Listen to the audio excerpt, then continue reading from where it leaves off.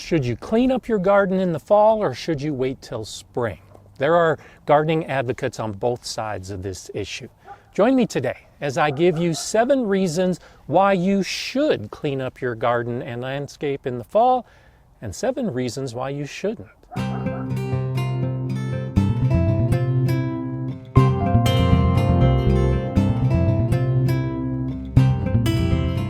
Hi, I'm Gardener Scott, a master gardener who discusses everything gardening so that you can become a better gardener. And garden cleanup is just one of those things that gardeners have to do. Be it for the vegetable garden or for the landscape, there are different times of year when we really need to take care of the plants after they've died or gone dormant and things aren't looking as good as they should. And that brings us right to the first reason why you should clean up your garden in the fall. It just doesn't look so good, especially with plants like annuals. These are the petunias that are dead after we've had a few freezes, and most gardeners just don't think they have much visual appeal. And that's the primary reason why many of us think we should clean up our garden in the fall, is to get rid of, to clean up all of these plants that are dead, not coming back, and just don't look as good as they did when they were growing and blooming. But visual appeal can be a reason why you shouldn't clean up your landscape in the fall, especially for plants like these ornamental grasses and many of my perennials, an upright plant like this lamb's ear, even an annual like this zinnia. When they have frost on them, the little ice crystals that sparkle on a cold winter morning, I think that looks great.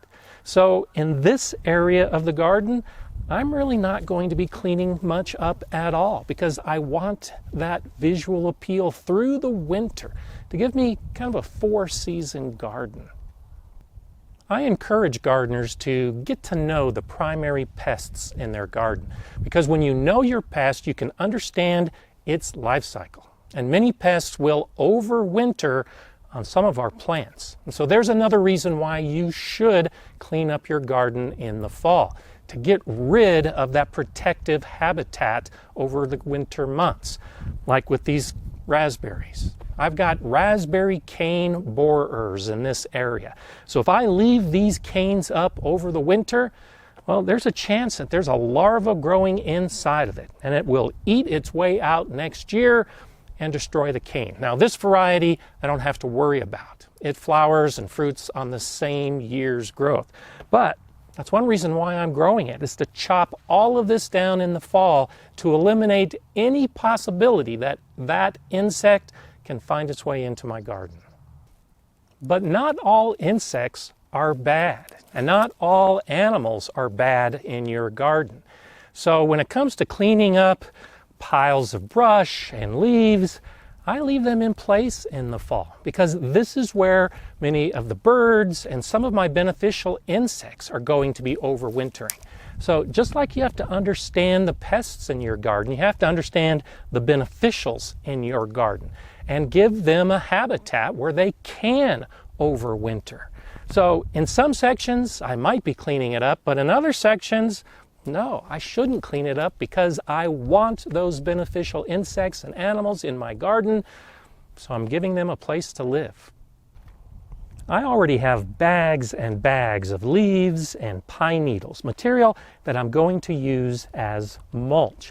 And I'm planning on collecting many more bags of leaves to start making leaf mold. Well, fall is the best time of year to get this material. So this is a great reason to clean up your garden and landscape, to get the leaves and the pine needles and material that you'll be using next year. I'll keep these bags in a nice sheltered area so I don't have to worry about them. But if I wait until spring to collect that material, well, most of it's going to blow away or be decomposed. Fall is the time to clean up your garden to get the leaves and the pine needles. But there are some plants that can benefit from leaf cover over the winter, like these strawberries. In my Zone 5B garden, I'm not worried about the strawberry in general because it can handle some pretty cold conditions. But I would like to protect the crown. That's the central growing part of the plant. By leaving some of these leaves in place, I'm providing insulation, cover for that crown going into the winter. I might clean up some of these leaves, but for the most part, I'm going to leave this strawberry bed covered. Many gardeners will actually apply a mulch on top of the strawberry. Well, I think the leaves do a natural and a good job of that. So I'm not going to clean up a bed like this in the fall because the leaves really take care of a lot of protective action that I don't have to take. You might also want to clean up your garden if you're growing plants that are known to be prone to diseases, like this Monarda, this bee balm, and this garden phlox behind me. These plants often will develop diseases if they're left in place over the winter. So they don't look that great to start with, but by cleaning them up and clearing out this space for new growth, I have less likelihood for some of the diseases that some of these plants might carry. But you shouldn't clean up plants like young fruit trees that need pruning. In the fall, these plants are still alive. They're still actively growing underground. And by cleaning them up, pruning this overgrown crabapple, I could actually be introducing diseases by creating a wound that won't have time to heal properly. A better time for these type of plants is in late winter. If you have a lot of flowers in your garden, you might want to consider cleaning it up in the fall, because plants like this Gaillardia has thousands and thousands of seeds. If I don't clean it up in the fall, these seeds could spread throughout this entire space and reseed, and I'll have Gaillardia everywhere.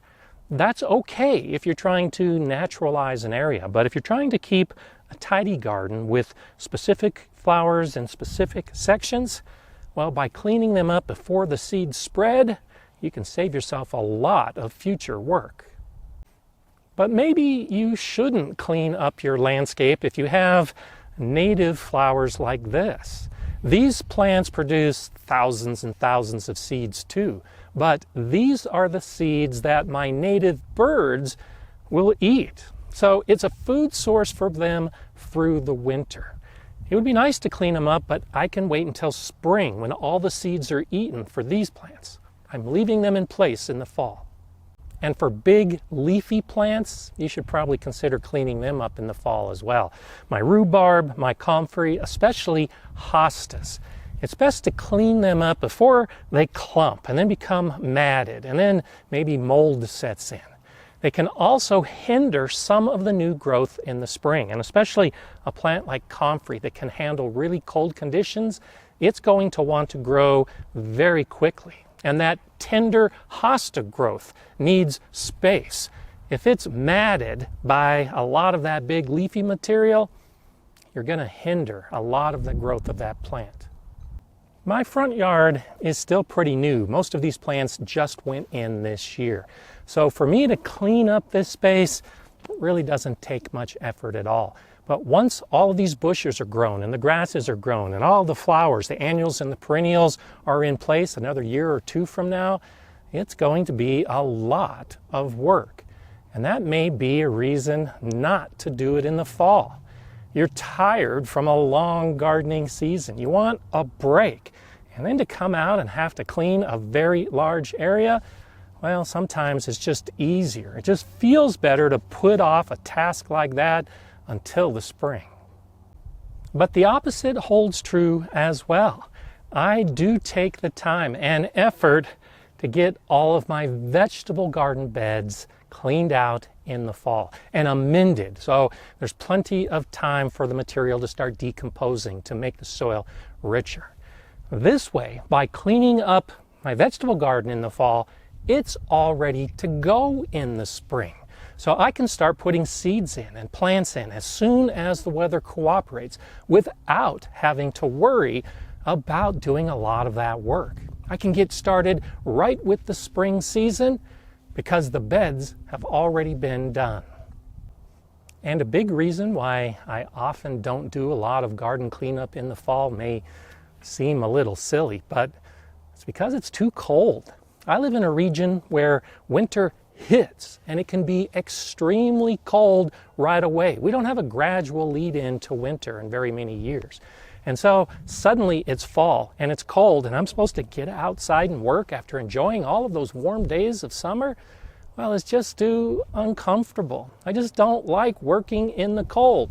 So when I can, I put it off to the spring. And that's what it really comes down to, is you deciding which activities you're going to do in the fall and which activities you're going to do in the spring. There are some things you should do and some things you shouldn't do, but ultimately it comes down to what you want to do. And that's the way to approach your garden. If you like this video, go ahead and give it a thumbs up. And if you benefited, feel free to share it with others who might benefit as well. I'm Gardener Scott. Enjoy gardening.